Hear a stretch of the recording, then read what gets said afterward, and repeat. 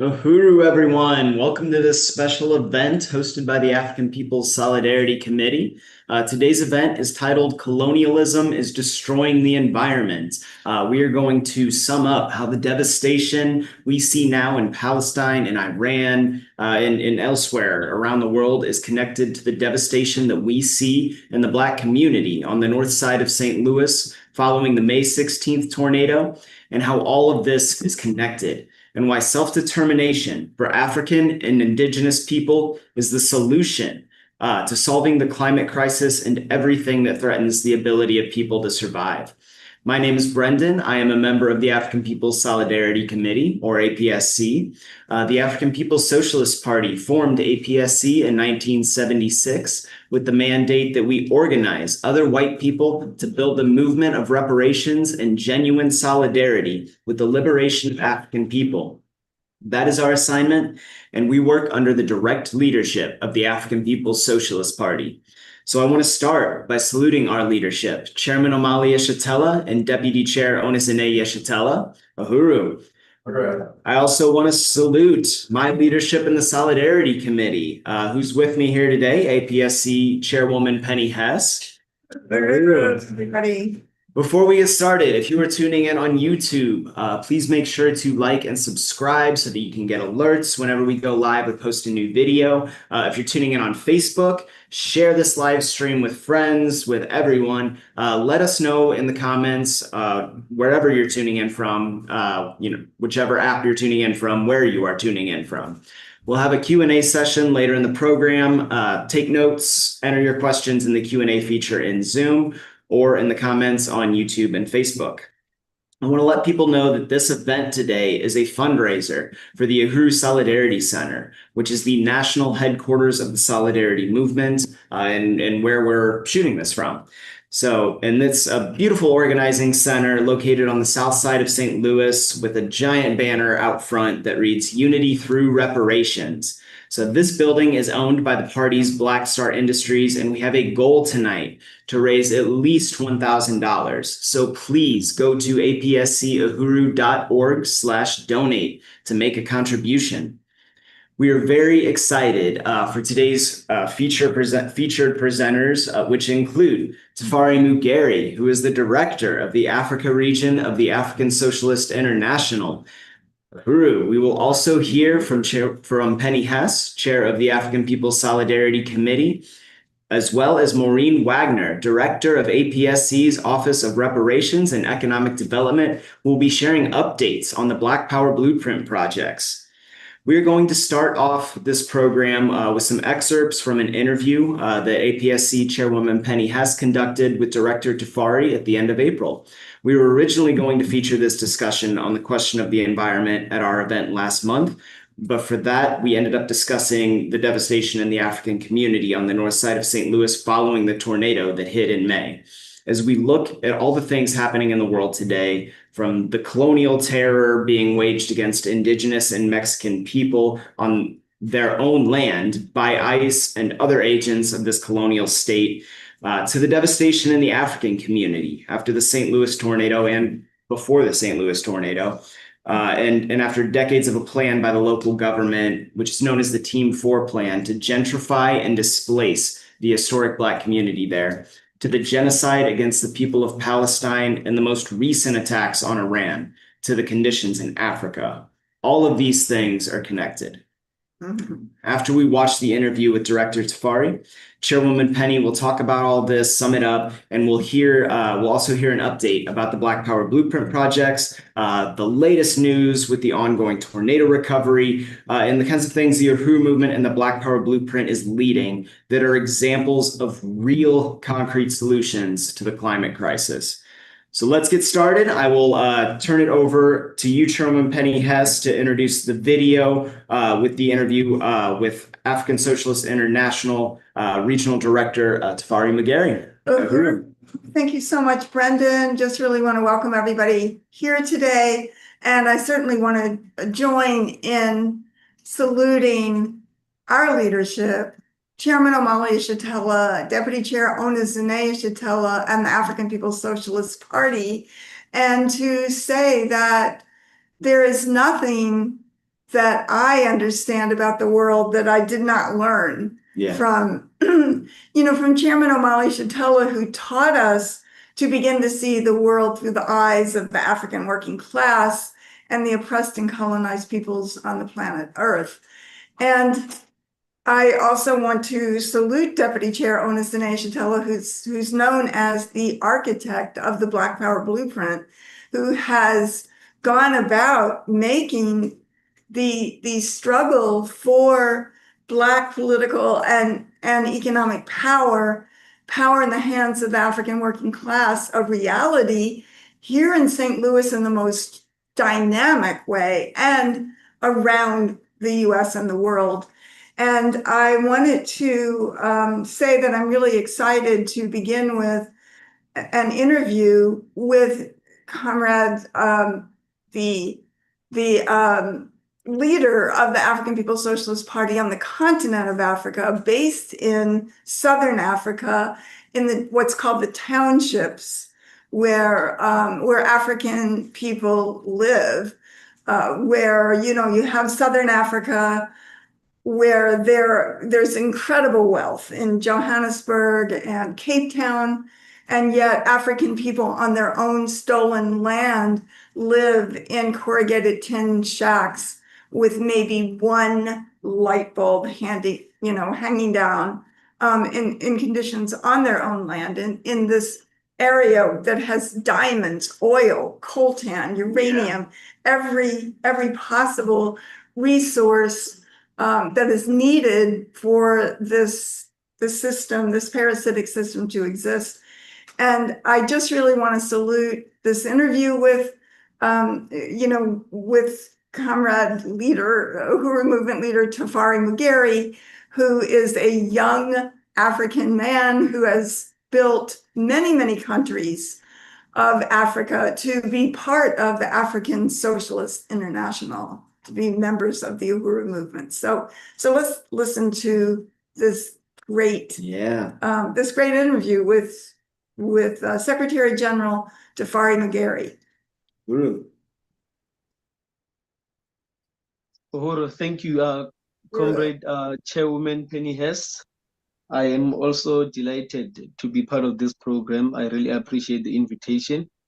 I am Tafari Sindisa Mugeri. I am based in Johannesburg, South Africa, on the outskirts of Johannesburg in Forgeville, in South Africa, occupied Azania. And I am the Director of Organization for the African Socialist International on the Africa region, as well as the National President of the International People's Democratic People's Uhuru Movement. And that's in PDAM. Yeah, Uhuru, that's under the leadership of Chairman Omale Chitela, by the way. We're very, very honored to have this discussion with you today. And we do want to talk about this question of climate change and the relationship of colonialism and climate change for African people on the continent of Africa and throughout the world. Uhuru, so if you would have any comments on that. Uhuru, I think this is an absolutely necessary strategy of the African Revolution and of the global revolution for the entire colonized world and for humanity at large. So, and I know that it's informed by a revolutionary theory, so, and, so I think it's absolutely necessary. And even in the context of South Africa, I know we've had a few attempts to make this happen, and I think it's still gonna, happen, as there are like around 4 million, white people in South Africa. And there's this ongoing debate about the genocide of whites in South Africa, something that's absolutely not happening. And more than 72% on their records of agricultural land is in the hands of the colonizers, white people. And just land in general, probably more than 90% of the land in general is in the hands of colonizers here in this country, because they don't talk about the mines and just everything else. African people are in the townships, cramped there and so forth. So we need the USM, and it's really about creating a world that is shorn of oppression and exploitation. Uhuru, yes. And this whole question of climate change, one of the reasons we take it on from Uhuru Solidarity Movement and APSC is because white people have separated the question of climate change from colonialism. So somehow African people and oppressed and colonized people who are suffering, whose societies have been destroyed by the European and white occupation and domination, colonial domination of African people, it's all part of that. If a whole people are destroyed or their society is completely dominated by another force, then, as the chairman says, the alien and foreign state power, then there can't be a relationship with the environment. So we do want to talk about that. The chairman uses the term the colonial mode of production. And can you talk about that, the colonial mode of production? Yes, and thank you for this particular question. The whole exploitation of Africa and which is what the colonial mode of production is based on. And Chairman Omalishi Tela says, for the first time in history, you begin to have this global economy, an economy that you cannot speak even about a South African economy like that. You can make reference to that, but then it's in the context of a global economy. Just today, we were talking with some colleague of mine about China, and just saying that the China is gonna feel the crisis of the social system itself, because it functions within a global system of parasitism and imperialism. So even when we talk about climate change, that's why when they say that Africa contributes less in terms of carbon emission and how the rise in temperatures and things like that. But then it suffers the most. It suffers the most because of that colonial mode of production. If you go to, I was talking about the Anglo-Boer War, where the British was fighting the settler Dutch here over territory. And you go to this place that they refer to as Kimberley. There's a huge hole in Kimberley. It's a wound on Africa, but it's used for tourism today. It's a tourist attraction. People just come, they say, wow, look at this big hole, is man-made and things let me like just that. say, and that's where all the diamonds were stolen with forced Exactly. labor. Yes, Stolen for what they call, not just blood diamonds. All diamonds are blood diamonds, but go ahead. I just wanted to make sure the listeners know that. Yeah. Thank you, Comrade Penny, for that actually. And I know I read a paper that you wrote like some years ago when I first joined the movement. There's a paper that I read that you wrote about that actually. So I'd like to just encourage people to go there, and I'm sure it's there online if I'm not mistaken, right? There's a document you wrote about all diamonds are blood diamonds, something like that. It was a while ago that I read that, and it's true that these it's a wound on Africa. It's nothing to celebrate. And when you talk about what tourism could look like even for Africa, sometimes we cannot get the benefit out of this whole sector of tourism in terms of the economy. We can't get that because of climate change. And some places that are supposed to be like some great tourist destinations, they cannot be that anymore because they've been turned into deserts. Because of these extreme weather conditions that are created by this global warming. There's this phenomena of El Nino, which it changes the circulation in the weather patterns. As much as it happens in the Pacific Ocean, it brings droughts to Africa. Because the whole pattern in terms of how the air circulates and ascends, descends and whatever, all that stuff along the west coast, the east coast of Africa. And this is an area that's supposed to be humid and bring lots of rainfall. Look at, for example, Somalia. Somalia is supposed to have so much rain and it's supposed to be green and so forth. So why is Somalia associated with so much drought when it's on the east coast? The east coast is the humid, warm, ocean current type of climate. So it shouldn't experience this type of things, but then this is the reality, including Mozambique. So if it's not drought, then it's gonna be floods. If it's not drought, it's gonna be floods.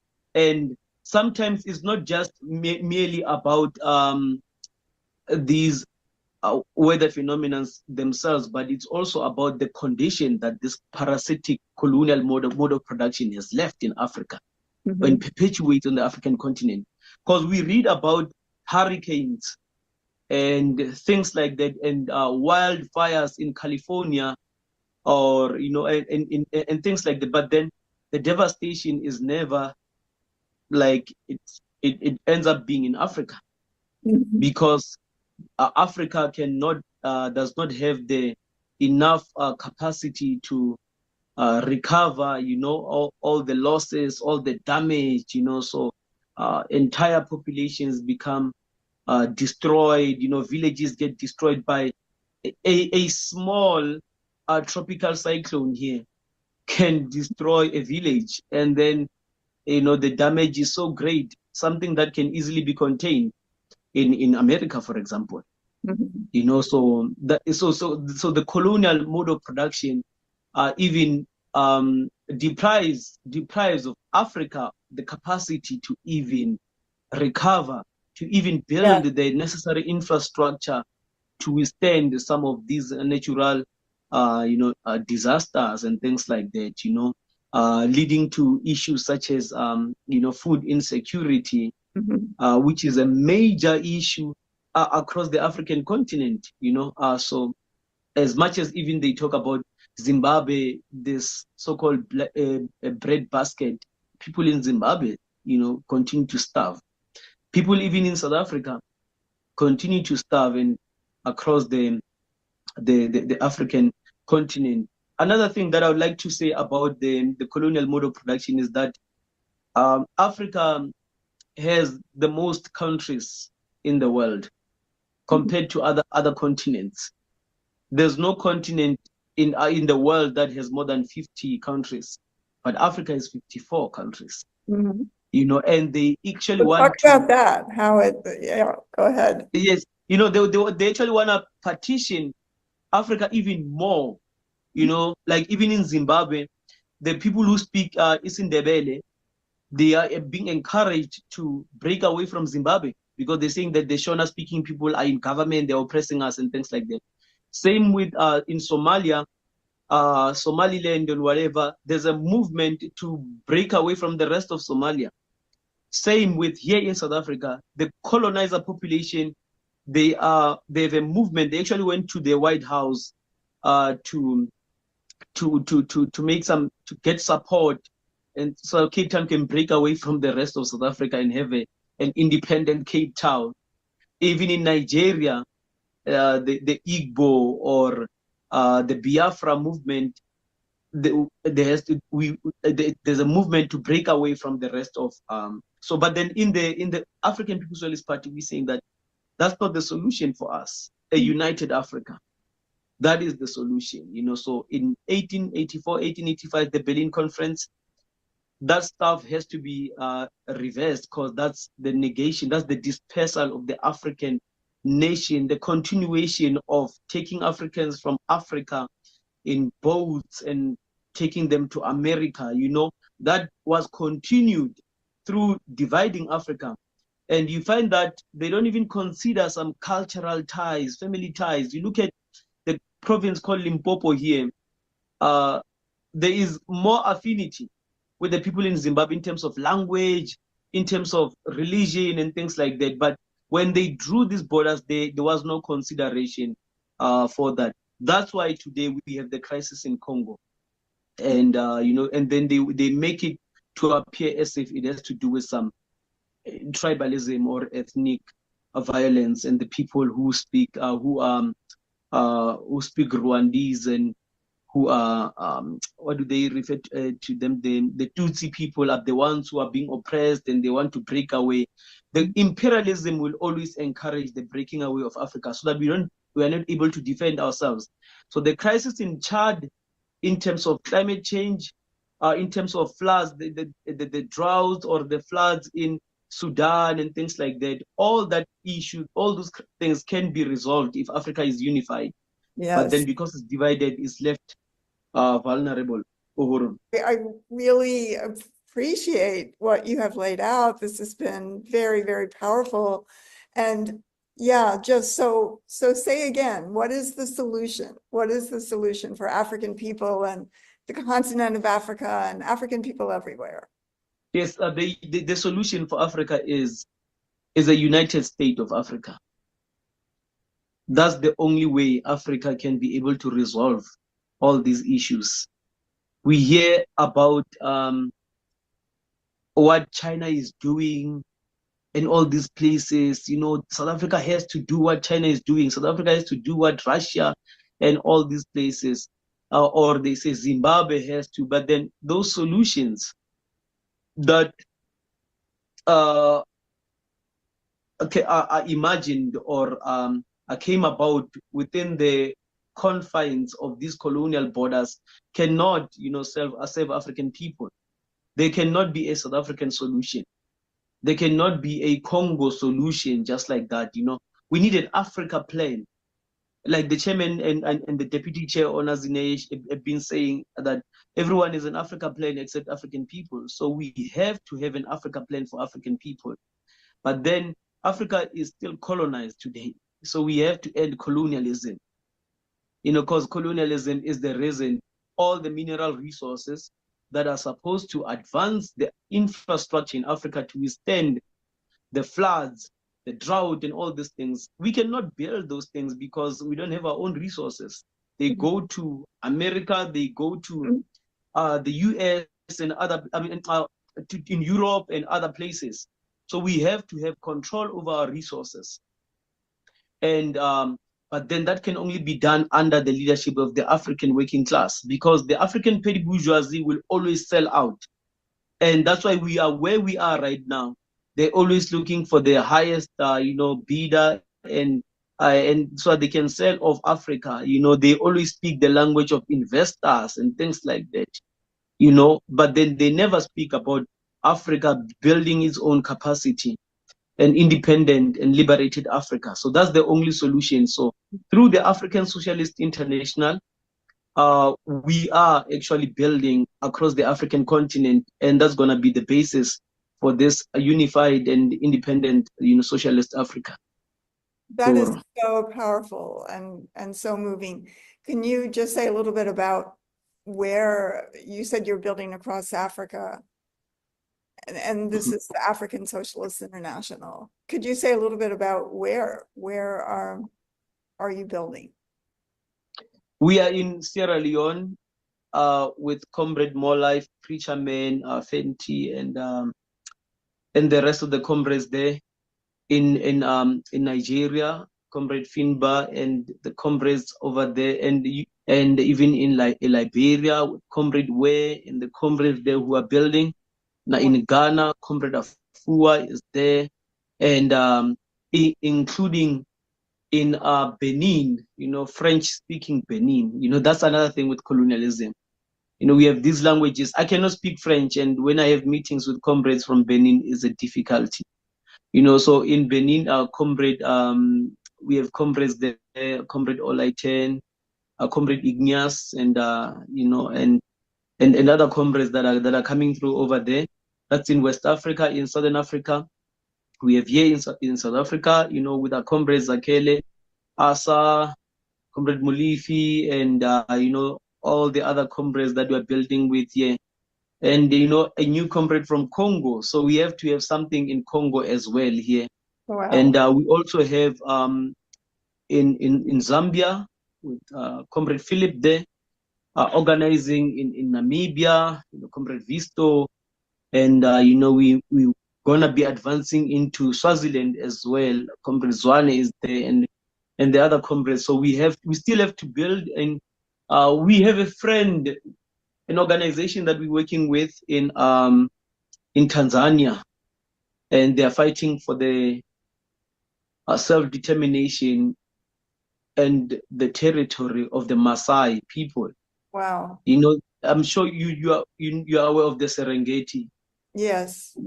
With all those wildlife and things like that. We have coexisted. I saw a question here about, have Africans ever destroyed the environment, something like that.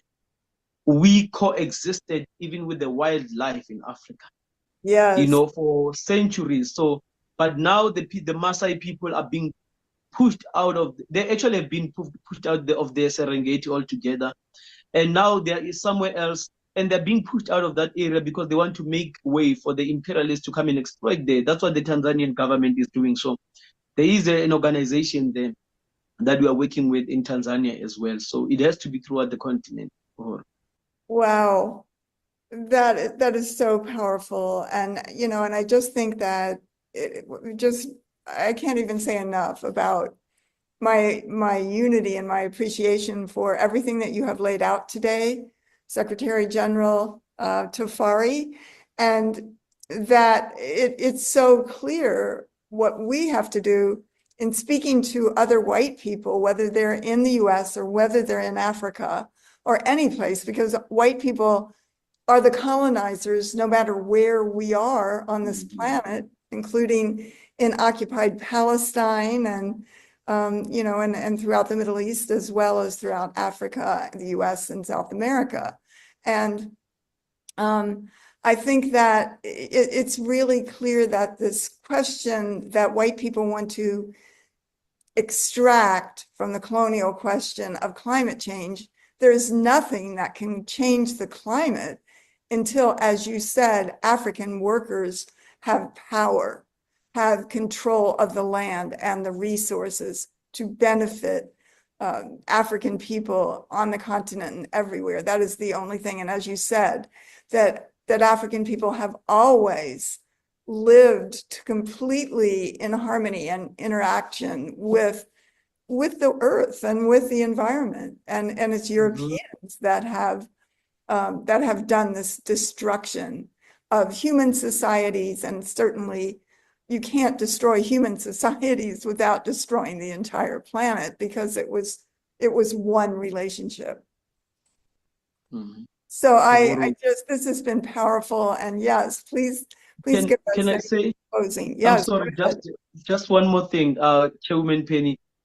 I was just thinking about, you asked me about the solution, and I'm just reflecting on the solutions that they provide for this whole thing of climate change in Africa.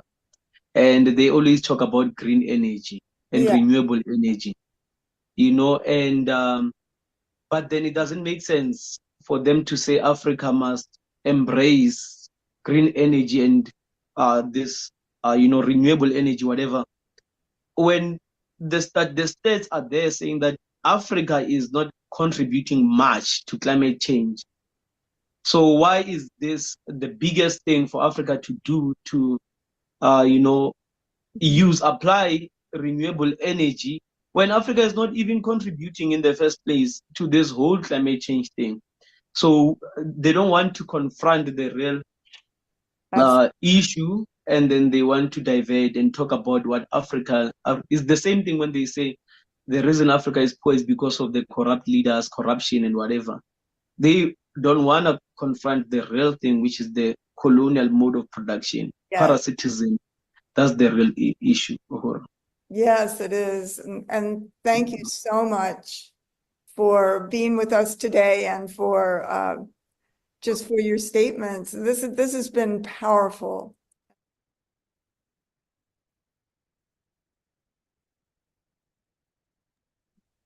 So that was Secretary General Tafari and Chairwoman Penny interviewing him. Just a really incredible interview that really kind of explains a lot of this. And Chairwoman Penny, I'll just send it over to you to kind of expand on that.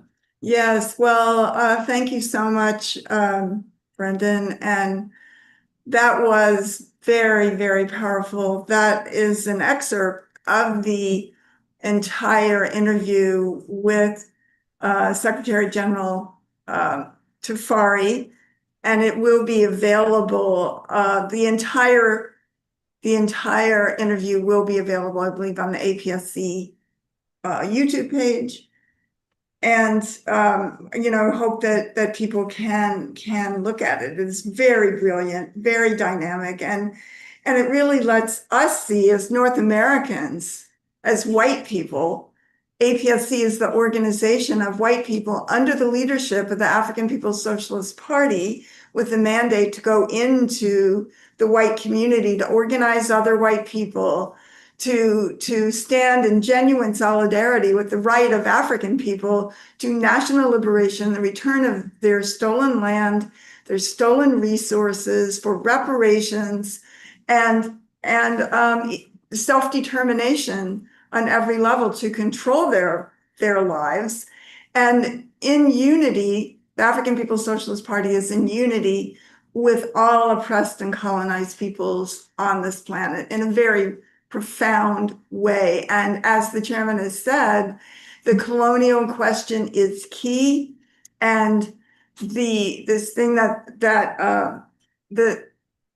Chair Tufari addressed of the colonial mode of production, that is the reality that the entire social system that we live on revolves around and comes out of the oppression, the conquest of other peoples and the domination of oppressed and colonized peoples here and around the world for the benefit of white people. So under the leadership of the African People's Socialist Party, we have the opportunity to be able to go forward and be part of a future without oppressors and the oppressed.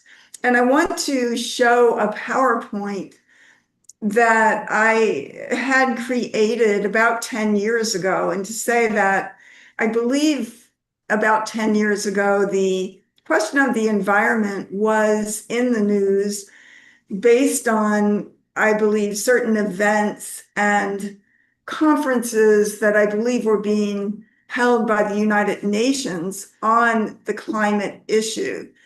And of course, there were, if there's any way to see that, to see some of that on YouTube, you used to be able to find some of those hearings. I don't know if they're still available or not, but one of the things that was clear in watching it, and I did watch quite a bit of it at the time, was that Europeans were talking about, the intensification of heat and that kind of issue for climate change, whereas African people and colonized people were making the point that colonialism and climate change are one part and parcel of the same thing. So about that time, I created this PowerPoint. I updated it a little bit.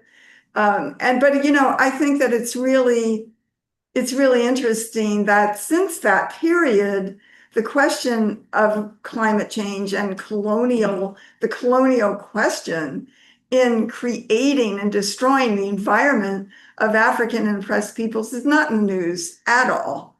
It's totally covered up, but yet nothing has changed. In fact, the conditions, if anything, are worse. So I'm going to start with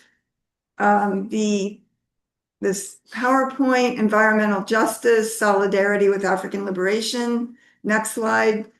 And again, saluting Chairman Omali Yeshitela, who has been on the forefront of every question of what it means for African people to be free and self-determining and one with the earth and the environment. And always having pointed out that it is this parasitic capitalist system, this colonial mode of production that separates, that in which white people attempt to separate ourselves from the environment and the rest of humanity. And again, I want to salute Deputy Chair Onasene Yeshitela, the architect of the Black Power Blueprint, who brings incredible leadership in theory and practice to the Uhuru movement and building the Black Power Blueprint, which is an incredible program of community gardens. We're going to hear more about it here in a little bit, here in St. Louis, but also St. Petersburg, Florida, and other places around the US and the world. And that we want to say, next slide, that climate change is part of a significant outgrowth of the crisis of imperialism and the understanding that the ecosystem means the interdependence of all living things, nature, society, and the economic social system that we live in. Next slide. And that currently the last decade of this world, of this, of the time that we live in today, includes the hottest temperatures globally of any time in history when humans were alive, and that human beings often live and prosper in about 77 degrees to 88 degrees Fahrenheit. But yet, increasingly, in Cairo today, the temperature is 94 degrees, Beijing, 87 degrees, and here in St. Louis, it's 90 degrees. And as has been said, a 1 degree Celsius or 1.8 degrees Fahrenheit rise in global average temperature can and will have and have very significant consequences for life on Earth. And so while it may seem small, a 1.8 degree Fahrenheit increase in the planet's overall heat can trigger a cascade of negative effects on the ecosystems and weather patterns and on human societies themselves. Next slide. And as we do understand, and I reiterate because it's so important for us to understand and internalize the reality that this system that we live in which white people sit on the pedestal of the oppression of African, Indigenous, and oppressed people, is what the party calls the colonial mode of production. And the general motto of colonialism, of colonial conquest, is destroy everything that moves, kill it all. And you can see, there's classic movies like Burn with Marlon Brando, which shows how they came into a place similar to Haiti, and just burned all of the landscape so that the people could not resist and would not have the ability to have the environment that they had lived in for thousands of years. Next slide. Yeah, so again, the motto of colonialism, destroy everything that moves. And this is a picture of British forces in Kenya after the uprising of the Kikuyu people in the 1950s in what was called the Mau Mau uprising and revolution there. They were put in barbed wire. They're kept in outdoor prisons surrounded by barbed wire in their African homeland. Next slide. And we do understand that environmental destruction and enforced starvation has always been a tool of colonial conquest. The destruction of the people's ability to control their own environment and resources. Next slide. And that this is, again, the colonial mode of production, the DNA of this parasitic system. The current economic political system is based on theft of colonial resources, human labor, land, and other kinds of, the civilization of African and oppressed people. So colonialism, as the African People's Socialist Party has defined, is the occupation militarily and with violence of a whole people by a foreign and alien state power for profit. So in St. Louis, when we talk about climate change, again, the fact is colonialism. And recently in St. Louis and North St. Louis, the African working class community that is 97% African, there was a tornado. There was a tornado on the same day in a wealthy white suburb that had none of the outcome that it had in North St. Louis, the most impoverished area of St. Louis. And like all aspects of colonialism, climate change impacts the African, especially the African working class population. Next slide. So this is a picture of North St. Louis after the tornado, just the incredible devastation that took place there. And we also recognize that 7 African people from the north side were murdered by the city, which failed to push the button to sound the sirens that everybody can hear in the city, and that everybody recognizes that when you hear that siren, you're supposed to take cover. So this time they did not sound the sirens. And next slide, people were, well, maybe that was, yeah, I'm sorry, that was the last one on that part, but the people were killed in their cars or running down the stairs as they realized that a tornado was touching ground. And that was with wind speeds of 165 miles an hour.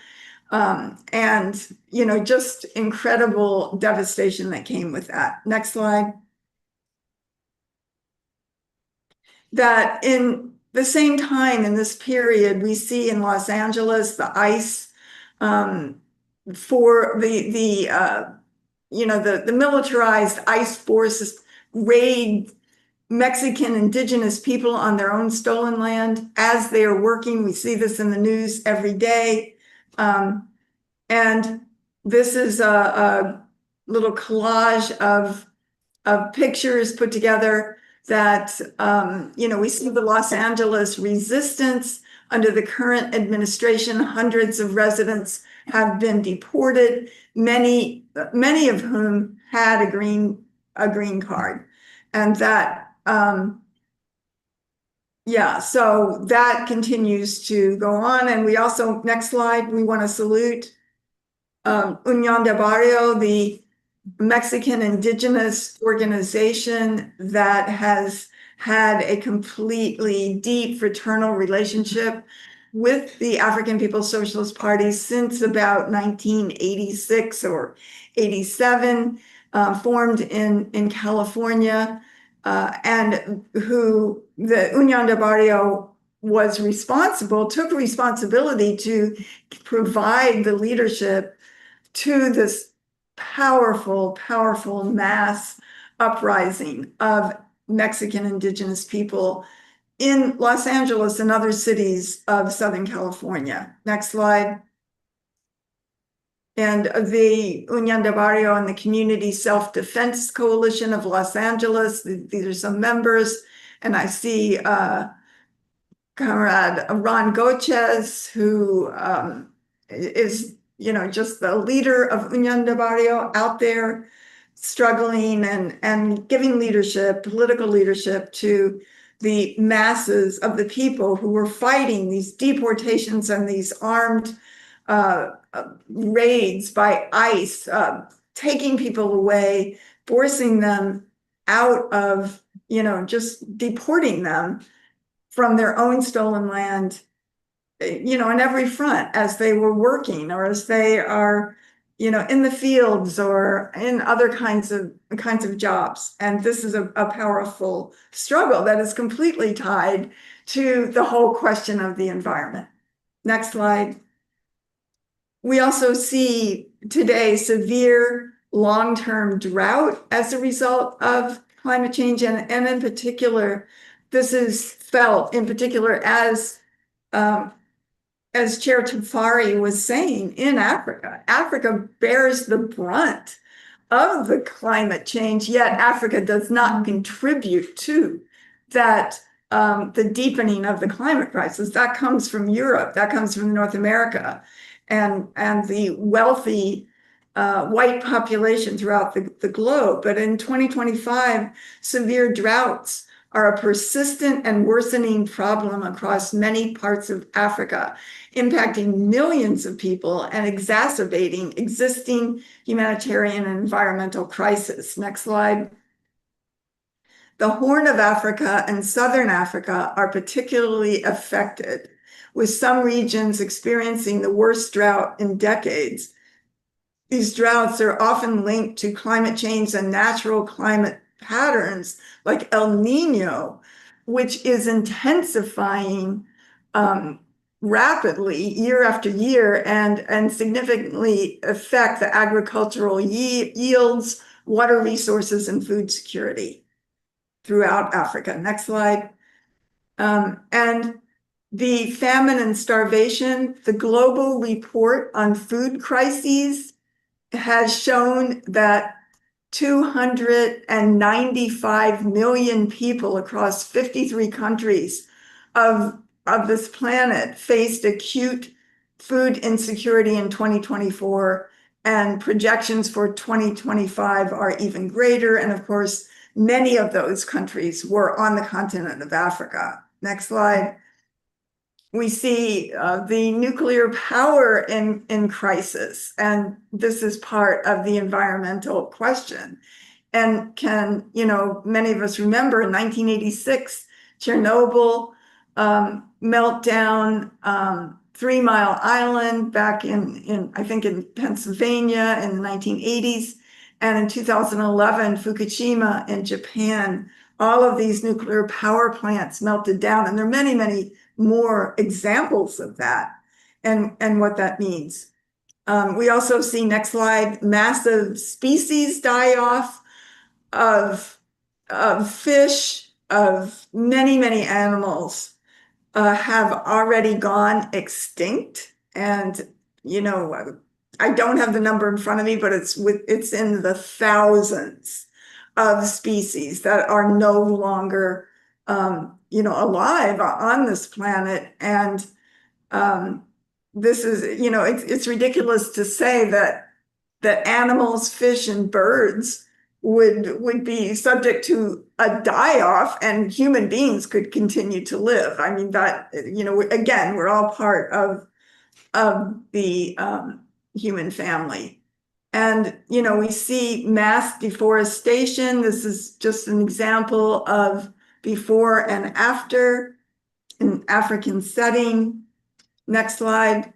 And we also know that the US colonial wars of plunder, the military occupation, the murder, the slaughter, the destroying peoples and the environment, certainly what the US is doing and continues to do in the Middle East that we see today. In occupied Palestine, at least 300,000 Palestinian people have been murdered since 1948. The particular founding of the illegitimate settler colonial state of Israel. And I think that is a clear underestimation of how many Palestinian people have been murdered on every front since that time, as they are being continually pushed out of their own land. And that the US has destroyed the infrastructure of water, sanitation, sewage, contamination, massive land degradation of occupied Palestine, and continues to do that. That is part of the genocide of the people. But we know that, next slide, resistance of African and oppressed peoples worldwide for justice, for national liberation, for an end to colonialism, an end to imperialism, is, as Chair Tafari stated, the only answer.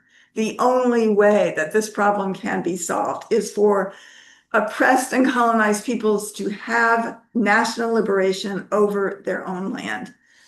Next slide. And we say that it is, we recognize as white people that plunder, genocide, that this is what has brought resources and wealth to the white world. And we don't want to live this way. We do not want to live at the expense of African people and the majority of humanity. And there's no way that we can continue to do that. Next slide, colonized people face the greatest effects of climate change. And next slide, African Indigenous people inside the US are fighting for self-determination and control of resources. This is the next slide. This is the context of the crisis of the environment. Next slide. For thousands of years, African and Indigenous people were custodians of the earth, that the people and the environment were one, and that this brutal environmental colonial degradation of the earth is one absolute outcome of the colonial domination of the majority of the people on the planet Earth by US imperialism, by US colonialism and white people on this planet. And yeah, so, this is just a picture of how the Aztecs had terraced gardens and crops grown on lakes, just the incredible way that they grew their crops, just the relationship with the environment that the indigenous people have had, and that all this changed with the European invasion of the rest of the world. Europe was, as the chairman always said, was isolated, it was poor, it was plague-ridden, it was feudal, it had nothing. But African and indigenous peoples waged fierce resistance to European invasions and conquest and continue to resist today. Once free peoples were chained, enslaved, and conquered with guns. Next slide. African people became Europe's most lucrative commodity, the startup money for capitalism. Next slide. The kidnapping of African people changed the ecosystem, as the chairman said, of the Atlantic Ocean itself, because schools of sharks followed the slave ships across the ocean as African people were being thrown off of those ships for a myriad of reasons, and and just was something that these sharks never came across the ocean prior to that. Next slide. The theft of the indigenous land here, the genocide of the indigenous people. This is part and parcel of what we call the colonial climate change. And the buffalo herds wiped out. That is environmental destruction. And the buffalo were relied on and considered part of the indigenous people and the indigenous population. Next slide. Today, 90% of West Africa's rainforests are now destroyed by colonialism. With beautiful, lush land of Africa's rainforests, many are dried out with mass fires and other kinds of colonial destruction. Millions of African people were killed in the colonial ivory trade for piano keys throughout Africa. African elephants are now nearly extinct. And this colonial domination, this violence, this brutality, this murder and slaughter by Europeans, this is what gave opportunities for prosperity, property, and jobs to millions of Europeans. And we see here that white working people were part of and carried out terror towards African people to preserve our status as white people. So opportunity for us has come at the expense of African and indigenous people. The state protects corporations, plunder, and pollution. And we see, again, US chemical warfare, the use of napalm and Agent Orange in Vietnam, a famous picture of a child in Vietnam who is covered with Agent Orange and burning inside her skin.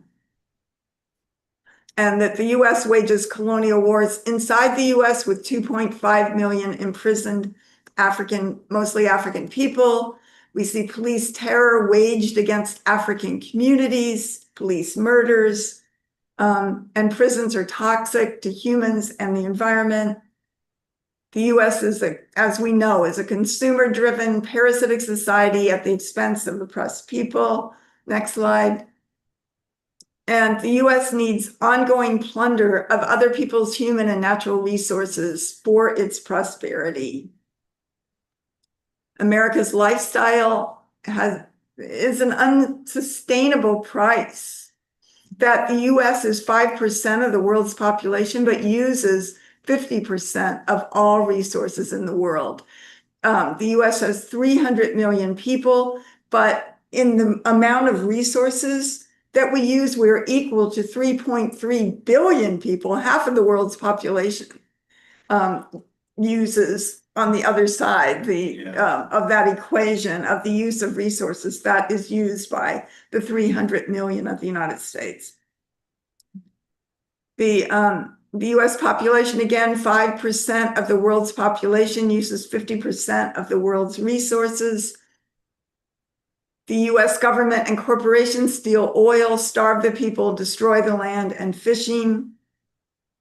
And, we see environmentalists protesting by sitting in trees, but they're doing that while the US government guns down human beings in our name, in the US and abroad. And we call on anybody that is serious about the environment to stand under the leadership of the African Revolution and stand and to recognize that the only thing that will change the environment is the leadership and control over their lives by African people, the indigenous people, the Palestinian people, oppressed and colonized of this earth. Next slide. Saving the environment is only possible, again, through self-determination of the oppressed. The only solution for the planet: overturn this parasitic system. Justice and national liberation. Here, the Palestinian people struggling for their land. It's their land. This is Unión del Barrio. It's their land. It's their struggle for national liberation. This is, the Mexican population with control of their land and resources. Liberated peoples will undo the deadly legacy of imperialist destruction. We salute the African Socialist International, which, as Chair Tafari has stated, is bringing together the entire continent of Africa to lead and liberate Africa and African people and all their resources again. Africa's resources belong to African people, not the colonizer. Gold and even the music, the animals, the coffee, just the history, the oil, all of these resources, the rubber, the coltan, all of that belongs to African people, not white corporations, not the colonial mode of production. And we reject, and I know that all of you on this event tonight join us in rejecting complicity in a system that destroys humanity. And we want to be part of the earth and the peoples of the earth, who will be responsible for building a world without the oppressors and the oppressed. We join the African Peoples, we call you to join the African Peoples Solidarity Committee under the leadership, and this is the leadership of the African Peoples Socialist Party. We call on you to join, to be part of this incredible leadership that is changing the world today. Next slide. Join the African Peoples Solidarity Committee. We must be organized under the leadership of the African Peoples Socialist Party. We also say hands off Uhuru, drop the charges against the Uhuru 3. Our future is under the leadership of the African Peoples Socialist Party and African Liberation. Uhuru, we are winning.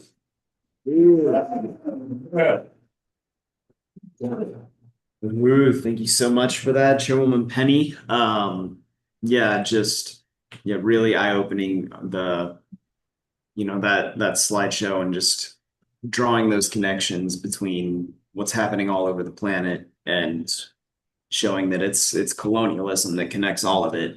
And if we want to stop climate change, we have to stop colonialism. So now joining us, please welcome Maureen Wagner to talk about the Black Power Blueprint and everything going on under Deputy Chair Ona Zane's leadership. So, Maureen. Thank you, Brendan. And I just want to salute you, Chairwoman Penny Hess, for that incredible presentation, and just say what an honor it is to be in the African Peoples Solidarity Committee and to work under your leadership in this organization. And if you could bring up the slides. Thank you. I do want to also, like you and Brendan, salute Chairman Amalia Shatilla for, 60, more than 60 years of leading the struggle, not only for African liberation, but for a better world for everyone, and for giving white people a way to, have a stand. And I also want to salute Deputy Chair Onizane Shatella, who is the architect of the Black Power Blueprint. She is the president of the nonprofit APDF, and she leads more than 50 institutions of economic development of the Uhuru movement. Next slide. And I want to talk a little bit about the Black Power Blueprint, which is one of the programs which we say Deputy Chair Onizane Shatella is the architect of this program. And some of us in the African People's Solidarity Committee and the Uhuru movement, including here in the room, Secretary General Ali and Kitty Riley and others of us, Stephanie Midler, Ruby Gittleson, and more, just are so honored to have our assignment for reparations to African people, which is the solution to this parasitic system and our relationship to it, have our assignment to be in the Black Power Blueprint and under her leadership and other programs of the Office of Deputy Chair. And if you look at the next slide, you'll see some of the 50 programs that Onizane Shatella has not only led, but in most part designed so many of them. And this is just another part of the stance of African people to regain their freedom and liberation and change the world and change the earth. On the next slide, I just wanted to talk a little bit about one of the key programs is the gardens, the community gardens. And we're talking about the environment and food. And, this is the One Africa, One Nation Marketplace garden that is named after Gary Brooks, who I will talk about in a little minute. And I just want to say that Mr. Gary had a vision to bring food to the African community, just like the Uhuru movement does. And Chair Tafari, Secretary General Tafari, mentioned the so-called food insecurity. That's such a pretty word for starvation, which is in Africa. But the north side of St. Louis is called a food desert. And, it's not a food desert, it's food apartheid. It's the intentional disempowerment of African people due to colonialism, wherever they are, including here in the US, including right here in St. Louis. So the project, this particular project of the Black Power Blueprint takes on empowering the community to begin to overturn hunger and a lack of food. Next slide. Mr. Gary passed away last November, but his legacy lives on in this work. And he did so much for the Black Power Blueprint and the community, which is why APDF named the garden after him. And he was truly a farmer, an urban farmer who grew amazing crops in this garden. And, it's just, we will never forget Mr. Gary. Here he is with President Onizane Shatella. And just to say, part of what the Black Power Blueprint has done under Onizane Shatella's leadership is to take over, buy and demo, combine, abandoned and condemned buildings and properties, which is part of the attack on the African community to bring despair to the community. And it is a question of the environment because it's an incredibly horrible environment to have falling down brick buildings and empty lots when people are starving and could be growing food. So this is actually a picture that was, I believe, taken on the day that President Onizane Shatella and the African People's Education and Defense Fund closed on buying the properties that became Mr. Gary's garden and the Caribou Community Center. So part of the work that's happened from these gardens is give away the food to the people. So over the last 5 years, it has become a tradition that a minimum of 1,000 pounds of fresh food are given away to the community each season by volunteers. And you can see recent pictures here. And next, just to say that like all the programs of Black Power Blueprint, it's tied to the people. And so many people help build that space where the garden is now and continue to volunteer in it. Next slide. And as President Onizane says, it's the people, it's the people, it's the people. And the Black Power Blueprint has built so many relationships in the city and also brought out the whole history of African people and what self-determination looks like. And this is a group of students from WashU who were some of the first volunteers in the garden. Next, I wanted to say that this garden is now in its sixth season of planting, and these again are some of the WashU students who were at a volunteer day in March that planted the new crop of gardens, and it just continues to bring so many people out to support self-determination for African people. So again, volunteers make it happen. Here is last year, some of the people planting the garden and also harvesting the garden. Look at that beautiful lush greenness. That is the solution to the environment. So the next project is called, I believe that I got the name right, Shamba La Uhuru, which means Freedom Farm in Swahili. And this will be connected to the upcoming Uhuru Bakery and Cafe. So one of the things the Black Power Blueprint is doing is not just planting a garden, but connecting food to actually feeding the people and, then processing it and bringing African culture to the community. Next slide. That other picture, there was an empty lot there, but you see it here too.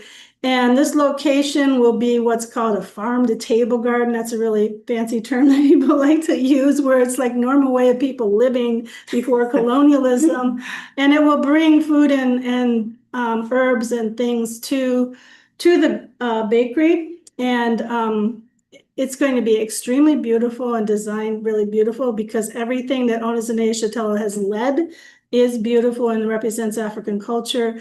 And the goal of the garden, combined with the other garden, is to start to bring 5,000 pounds of food to the community through innovative production mechanisms. On the next slide, just to say that the African People's Education and Defense Fund is partly able to do this program through a grant.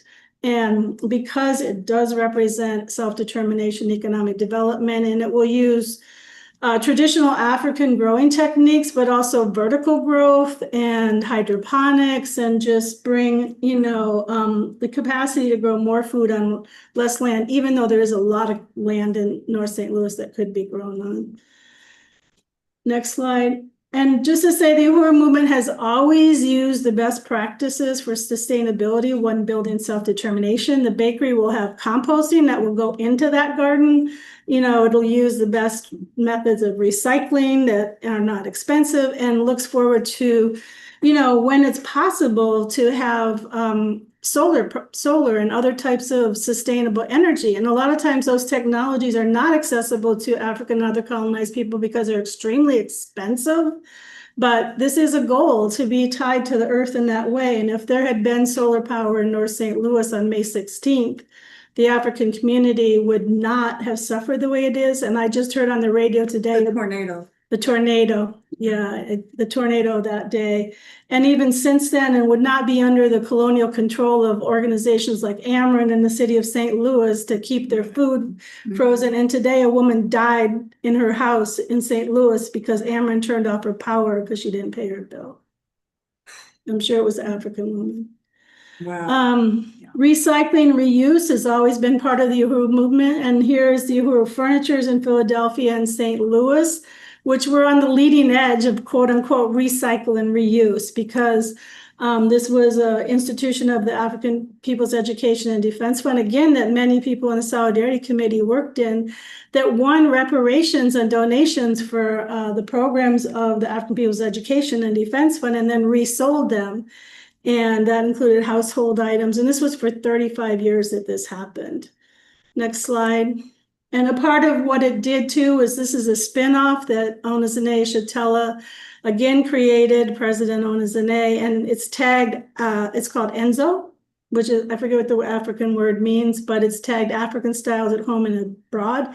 And it repurposes, and here's another word people like to throw around, upscales, use furniture with African design. So this program will now fund the African Independence Workforce Program in St. Louis. And you can see that it does several things. One is it brings African culture into, people's homes without it being appropriation. And it also saves all this furniture from landfill, and is part of the struggle of African people for freedom. So finally, I just want to say that the next slide, thank you. Only the best for the African working class is what the Black Power Blueprint brings, and African self-reliance is the most friendly, earth-friendly solution that can exist, and that these are just some of the tiny, tiny ways that the Black Power Blueprint and the Uhuru movement bring the tradition of African self-reliance and self-sufficiency and unity of the people and the planet together. And that when African people are free, all people will be free, and the earth will be part of the ecology of a free and prosperous African life. Uhuru. Uhuru. So I'm here in St. Louis. Like I live here and I am regularly up in North St. Louis at different institutions of the Black Power Blueprint.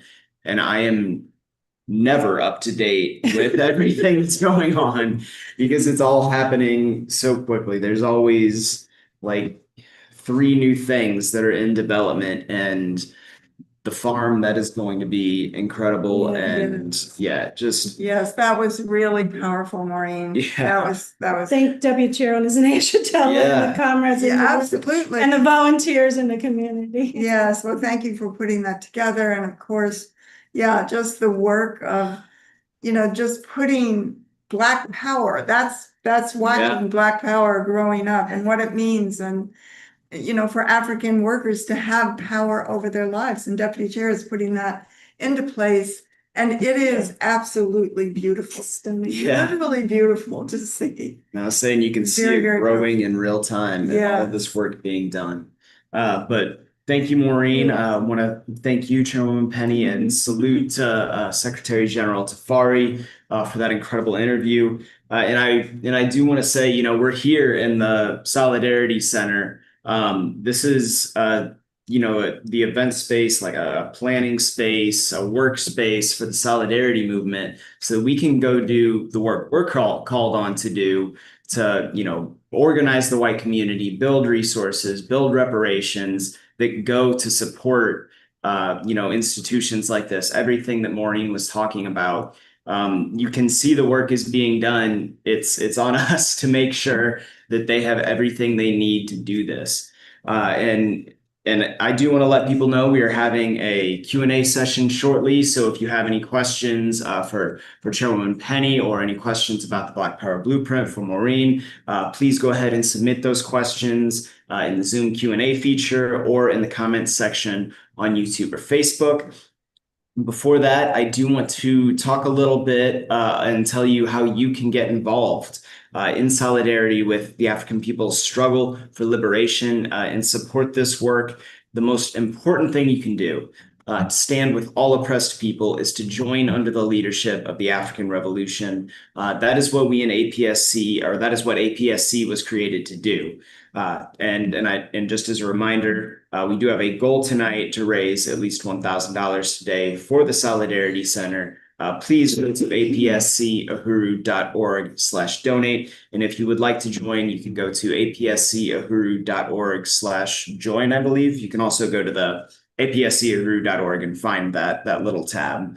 But again, we've got a goal tonight of $1,000. If we can get 10 people to give $100, we will meet our goal today. I do want to thank everybody who's already contributed. We want to thank Lisa up in Minneapolis. I contributed $25 myself because obviously this is important to me. I'm here talking about it. And the same can be said for Maureen, who also contributed $75. So we are at $200. So 20% of the way there. So we are on our way. So that leaves $800 to make our goal tonight.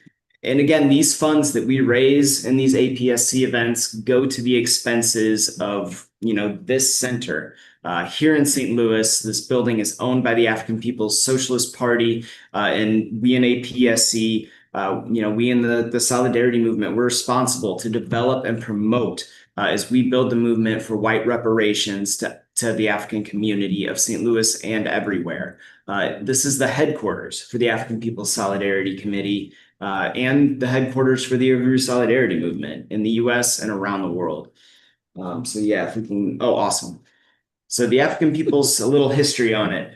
So the African People's Solidarity Committee is unique This is a strategic front of the African liberation movement behind enemy lines. So in the white community, led by the African People's Socialist Party, APSC was founded in 1976.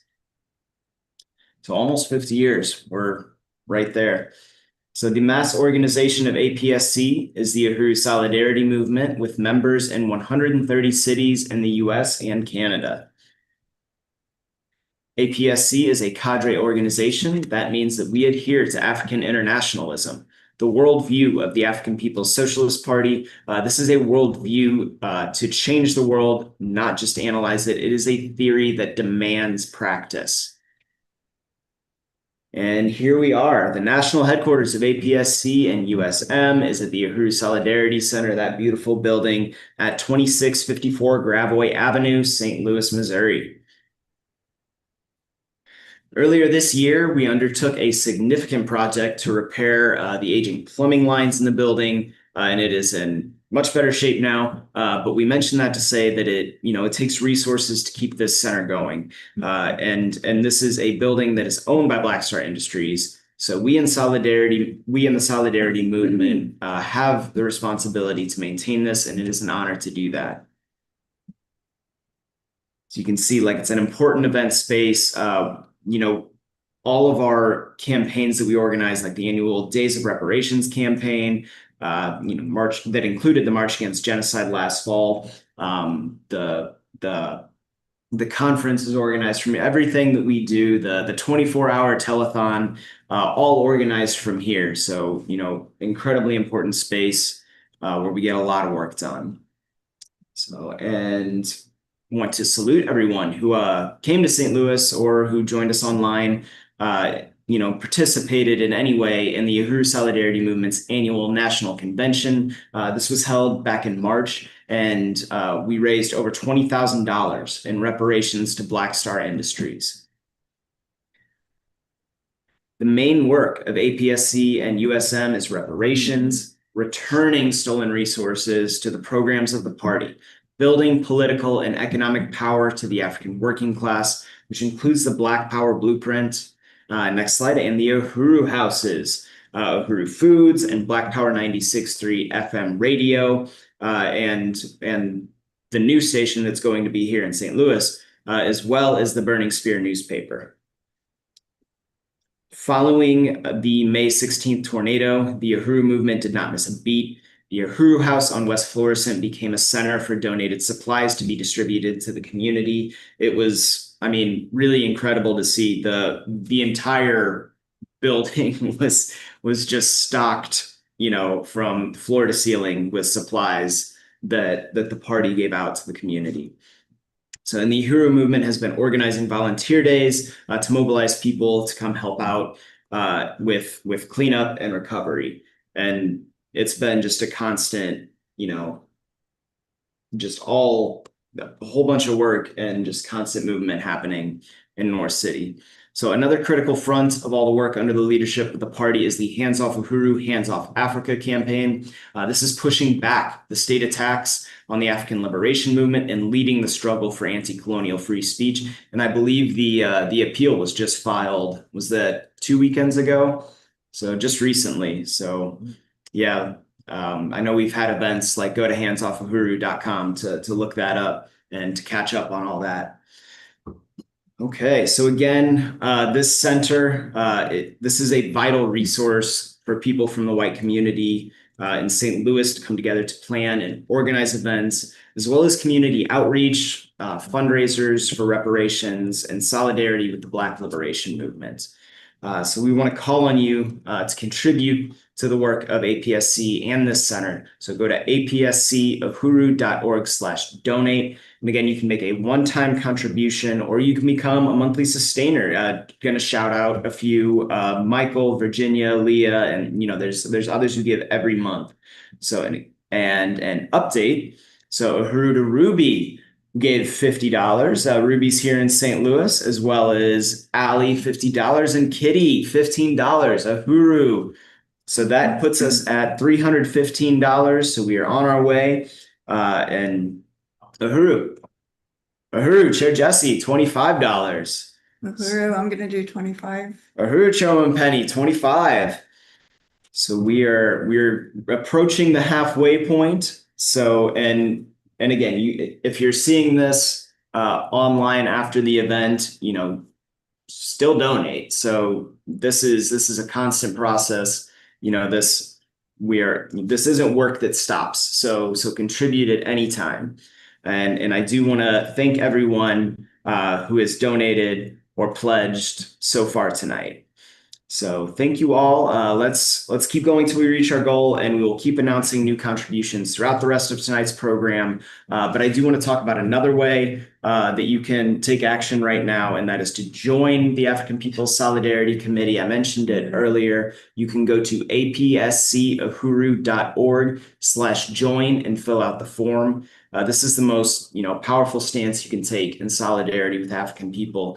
But once you've filled out the application, someone from the membership office will contact you within 24 hours. We will get you started on the new member process. This includes political education and getting to work. So like taking on, work and contributing your skills, your strengths, to this mission of winning millions in reparations to the African liberation struggle and building a huge, incredible movement of white solidarity with Black power under the leadership of the party. So now is the time to bring all the resources stolen from African people for hundreds of years to the African Revolution. So join today. Go to apscahuru.org. Okay, just check the donations one more time. Okay. So let's go ahead and move on to our discussion, our Q&A. I do want to shout out where people are tuning in from, whether it be from Facebook, Zoom, YouTube.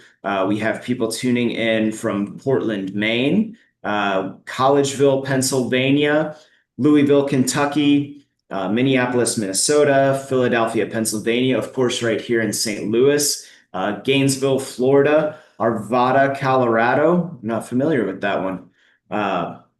Uhuru, and thank you to everyone for being on tonight, wherever you're joining us from. So let's go ahead and get to those questions. A comment from Virginia on YouTube. Virginia says, Uhuru, wow, this sounds like what happens here within U.S. borders too.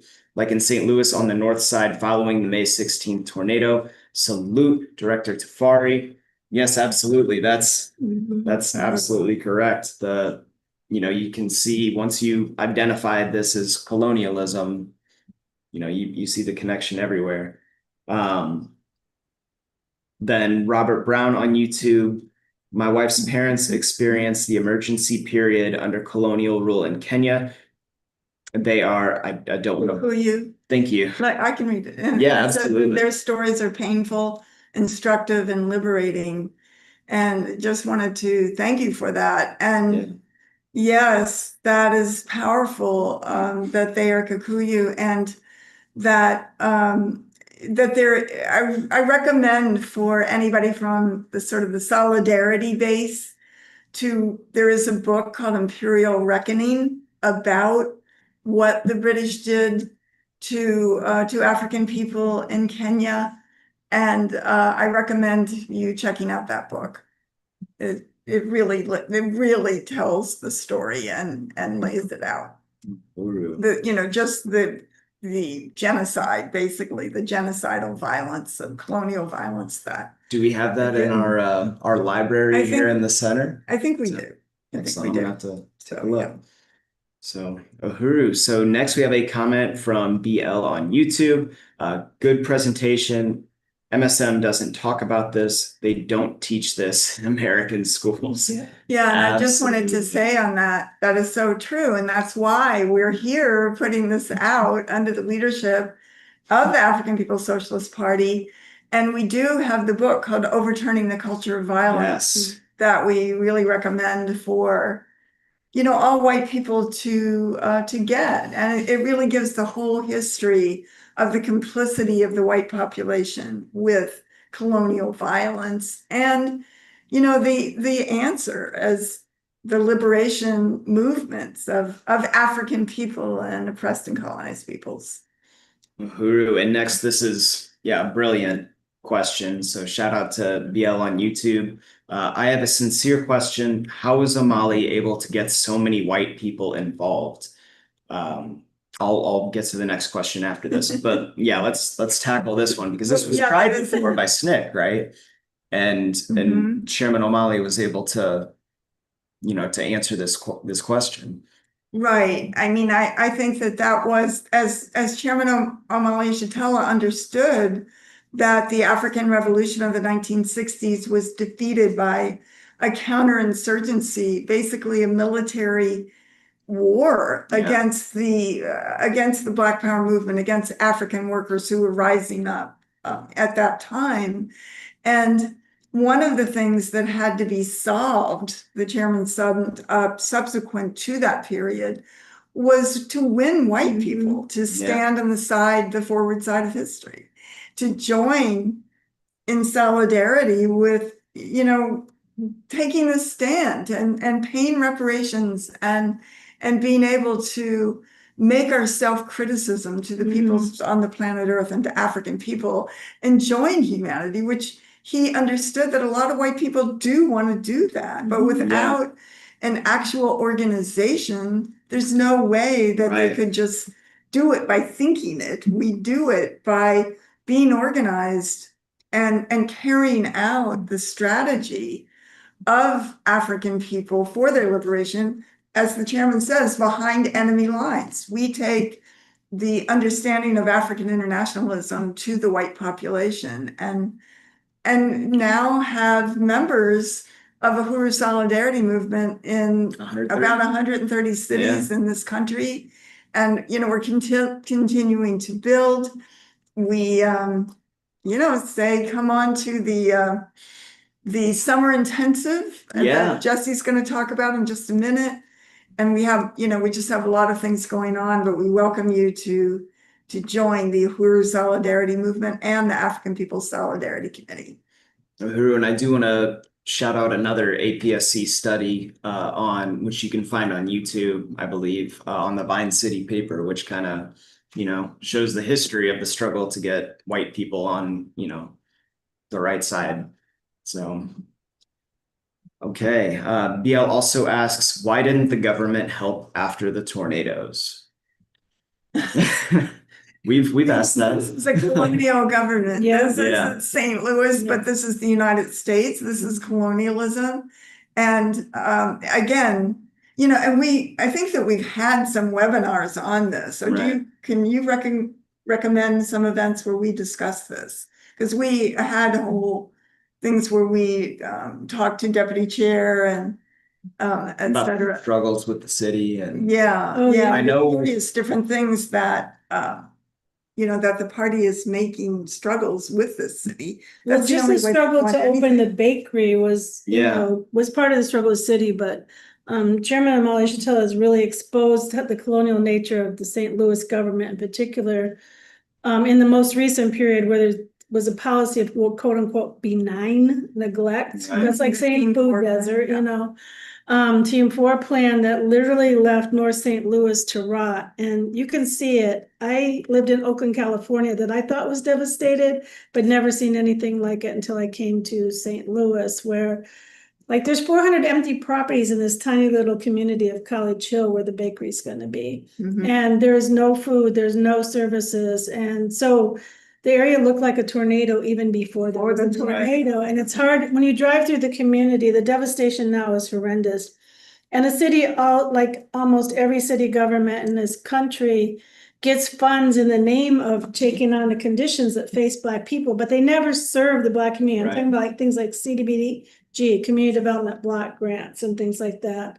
So it has no intention of uplifting that community. And one thing the chairman has really talked about is that there's this spy agency coming into St. Louis called the NGA, the National Geospatial Intelligence Center. And so, it has been in the interest of the city to let some of those properties rot and then make them available to the white people who are going to be working there.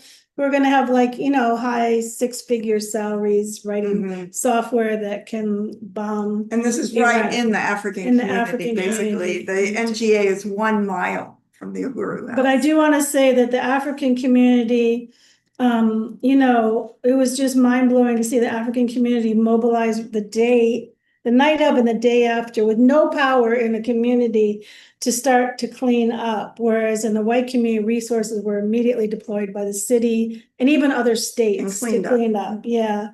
And, it's just been really powerful to see that, but still there's been no money going into the community, even though a week ago, the mayor signed a bill to get $30 million, which is nothing, into the community. And then it took a week just to make it a law. And now there's no way that it's even going to the people. So. Yeah, I think that, it's really, and if you have the opportunity to come here for the summer intensive, you could still see, because 5,000 houses were damaged in the African community, meaning the roof was blown off of them. And the city has done nothing. But as Maureen said, the community itself came together to, quote, self-deploy. And the mayor came out calling for the community not to self-deploy. So they were, nobody was going to do anything if the city had anything to do with it. And it was saying in the paper today that there is enough debris and just fallen down buildings and just the debris and the trees that were blown down and uprooted to fill 9,600 garbage trucks. Wow. That's how much debris is still left to clean out here. And so, it was seriously devastated. But the people and the leadership of the African People's Socialist Party and bringing the community together, and there's so many even organizations that contributed resources to the Uhuru House and the Uhuru movement to distribute to the community, which has certainly happened. Now the tornado is out of the news cycle. Yeah. So as far as they're concerned, it's over, but it is not over. And, just again, the leadership of the party is magnificent. So you should come to the summer intensive that we're going to be holding here. Definitely. Find out more about it. And really, really awesome comment from Linda on Zoom. I have been reading Overturning the Culture of Violence, and it is all I think about. It's gotten me thinking a lot about how to share this information out locally. I think also important for people of mixed heritage, like myself, colonizer and colonized heritage, trying to find where solidarity all fits in, and it is all of us under Black and Indigenous leadership, period. I am really loving this and learning and reading this book. So that's great, Linda. We really appreciate that. And the summer project will be ending with with the finale is a book reading of Overturning the Culture of Violence with Chairwoman Penny at a bookstore here in St. Louis. So and again, come to St. Louis. Come see it. See the Uhuru House, meet the African People's Socialist Party and the Solidarity Committee. And, there's the whole question of nationality that you're raising there is very critical. And I think that the party is one of the key, probably the chairman is the leader in defining this whole colonial question, that it's not racism, it's colonialism. And it's because, as the chairman said, racism is just the ideas in white people's heads. But colonialism is the political and economic and military, domination of a whole people by a foreign and alien state power. And then, when we see that even white people can be against colonialism. Yes. And want to be against colonialism. So, even what you're saying about mixed heritage and, this is still part of the colonial question. And your nationality is key, to understanding that. So I appreciate your comments. Okay, just a couple more. I know we're a little bit over, so we'll get through these. BL on YouTube asks, is there any lawsuit against the city or the government for ignoring the Black community? There needs to be. There needs to be. And I would assume that there will be. There probably Yeah. at some point will be, there could be a class action suit, you know, with all the people that were affected by it. Absolutely. Yeah. So then Trisha on Zoom asks, it seems that our Uhuru organization could be aligned with so many other like-minded organizations. So I know there's coalitions. I don't know if Chairwoman Penny wants to. Well, I think that the African People's Socialist Party, one of its key organizations is the Black is Back Coalition for Justice, Peace, and Reparations. And, that involves a lot of African organizations that are part of that. And it's very dynamic and, just they have conventions and actions, and they have a march on the White House the first Saturday of every November, and so many different things going on. And I think that, that is very important to see. And from the Uhuru Solidarity Movement, we call on all white organizations to stand with, under the leadership of the party, and to acknowledge the principles that African people lead the struggle for African liberation. So there are some friends that we have, and there's also something that we understand about the opportunism of the white left. Right. That wants to block that. But certainly there are friends, certainly members of Veterans for Peace and others who have stood with the Uhuru movement. Yeah. Absolutely. Okay, Uhuru. Thank you all for those incredible questions and comments. Keep donating. If you're watching this recording, you can still donate. Before we move into announcements and then closing, I just want to ask our two presenters here, APSC Chair Penny Hess and Maureen, do you have any final words? I just want to, I really appreciate the program. Again, really appreciate Chairwoman Penny's presentation, that interview with Tafari, and just the resilience of African people and colonized people in general, but especially African people, to fight colonialism is part of also what keeps us here, because it is what is going to change the world. And it's very isolating to be a population that's antagonistic to that and hostile to that and actively hostile. So it is in the interest of white people to be a part of being under the leadership of African people, to throw out the opportunism, to throw out the parasitism, and join APSC, join the Solidarity Committee, or just volunteer or donate. That's what I have to say.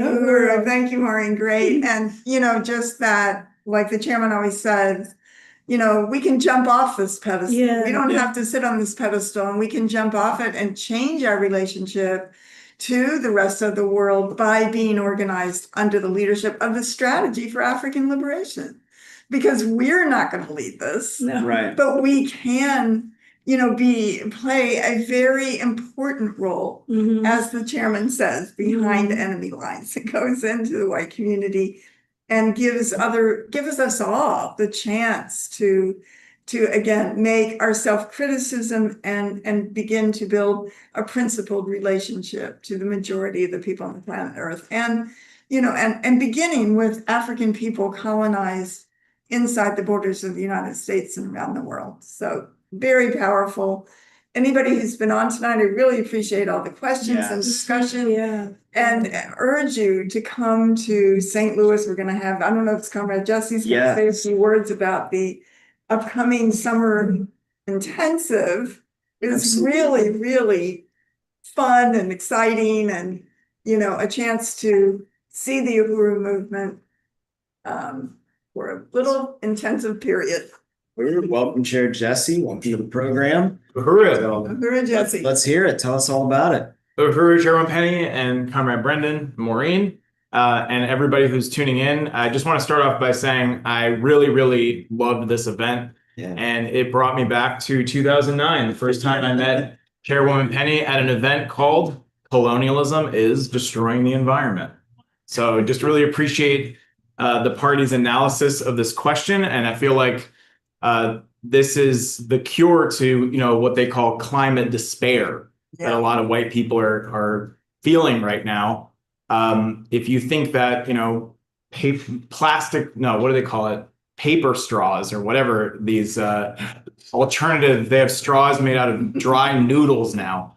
If you think that is somehow all you can do, you're going to sink into climate despair. Right. But when you can see the future of African, Indigenous, and oppressed peoples no longer being oppressed and having control and self-determination over their resources, and the earth can actually be healed, then you feel tremendous hope and also a responsibility to be a part of it, to do our part in solidarity with the African Revolution. So just salute this powerful event and salute Chairman Omali Yeshitela.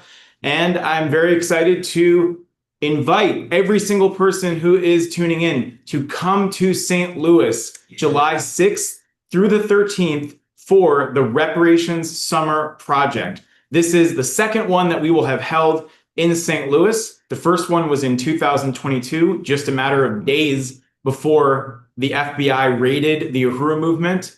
And it was an incredible intensive. And we are back this summer with Reparations Summer 2025.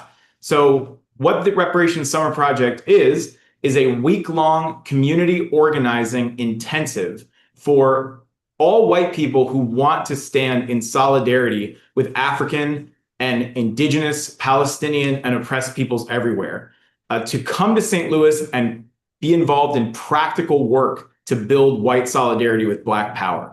This summer project was already planned before the tornado happened, but the urgency and significance of the summer project is only heightened by the fact that it's taking place in this period of nonstop work by the Uhuru movement and the African People's Socialist Party and the Black Power Blueprint to continue providing tornado relief, to struggle with the city, to resist the land grab that the city government is trying to implement using the tornado as a convenient opportunity, and to build reparations to African people. So this is an urgent time for people to come into St. Louis and participate in the summer project. And we will be sending out very soon the full itinerary. But what I can tell you is that when you come to the summer project, you can expect to be involved in things like what we call drops, going out into the neighborhoods, dropping flyers, literature on people's doors, in outreach activities and trainings, in political education studies like this one tonight. Imagine doing this for a week straight here in the Uhuru Solidarity Center. It's an incredible experience. You will also have the opportunity to volunteer with the programs of the Black Power Blueprint, with the Reparations Investment Company, to actually be hands-on in contributing to the repairing of the damage, not just of the tornado, but of colonialism as a whole. So on Wednesday night, July 9th, during the summer project, we're going to be having a spectacular benefit for the Black Power Blueprint called Solidarity with the North Side. There are 14 performers, amazing artists and poets and singers and dancers that have confirmed to participate in this event. And there will also be a really great raffle. And all of this will be raising a goal of $25,000 for the work of the Black Power Blueprint. And it's taking place at a beautiful venue called Work and Leisure. And you can see the information on there. It's 3015 Locust Street in St. Louis. You can get tickets for that at blackpowerblueprint.org/benefit. So that's one major event. We will also be having a rally at Tower Grove Park, an anti-colonial solidarity rally. We'll also be having a teach-in, a reparations teach-in at Tower Grove Park. And on Sunday night, as Comrade Brendan mentioned, the grand finale of the summer project will be a book event, a book reading with Chairwoman Penny Hess on the book Overturning the Culture of Violence at a local bookstore called Dunaway Books, right on Grand, not too far from here at the Solidarity Center. So I just want to extend the invitation to everybody to do whatever you can to come to any or all of the summer project. You can come for just a few days, but I encourage you to come for the whole thing if you can. And you can register at tinyurl.com/reparationssummer2025. Uhuru. So thank you so much, Great. Jesse. Excited. Can't wait. I will be there or here. Great, Francis. Looking forward to seeing you there. Okay. So yeah, hope to see everybody online here in person. So for that. Okay, yes. So mark your calendar for the next APSC study happening on Wednesday, July 16th at 6:30 p.m. Central. We will continue with the study started last month on the theory of African internationalism. What is it? What makes it different than any other political theory out there? And why is it in white people's interests to become African internationalists? Register for this study at apscohuru.org/study. Subscribe to get the Burning Spear news and analysis sent to your email inbox. Visit theburningspear.substack.com so you can get that and stay up to date on everything that's happening in the world. And check out the new One Africa Worldview podcast on youtube.com/@theburningspear. Yeah, they are going live every Monday at 5 p.m. Eastern, and you can catch up on past episodes as well. And that's the Burning Spear's YouTube page. A reminder to tune in to the White Lies Shattered series on reparations in action, FM radio show, and podcast. You can listen Fridays at 3 p.m. Eastern or 2 p.m. Central on Black Power 96.3 FM in St. Petersburg, Florida. You can also get the Black Power 96 app on your phone. You can listen wherever, and you can listen to these episodes on demand at uhurusolidarity.podbean.com or wherever you get your podcasts. Search for White Lies Shattered or Reparations in Action. So in addition to all of these wonderful online resources, we are an organization of organizers. We are on the ground doing outreach, talking with people, in person. So we call on all APSC and Uhuru Solidarity members and supporters to read and distribute the best organizing tool we have, the Burning Spear newspaper. So now is the time to order bundles for the July issue. Go to theburningspear.store. And a reminder that you can find resources to support your spear distribution efforts at apscohuru.org/spear toolkit. So if you're not sure where to start, go there and that'll get you going.